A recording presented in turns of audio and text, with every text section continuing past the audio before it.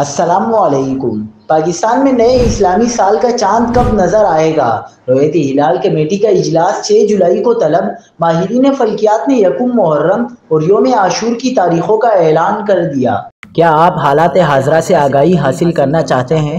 خبر کے پیچھے چھپے اصل حقائق جاننا چاہتے ہیں تو ابھی سبسکرائب کیجئے جل مل پاکستان کو اور ساتھ ہی گھنٹی کے نشان پر کلک کر دیں۔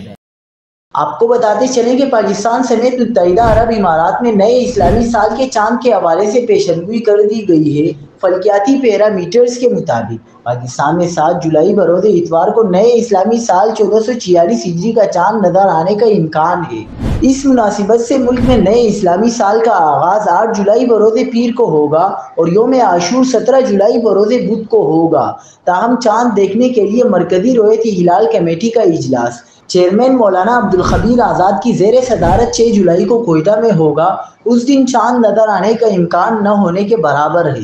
دوسری جانب UAE میں نئے اسلامی سال 1446 ہجری کا چاند 6 جولائی بروز ہفتے کو نظر آنے کا امکان ہے۔ اس مناسبت سے UAE میں نئے اسلامی سال کا آغاز 7 جولائی بروز اتوار کو ہوگا۔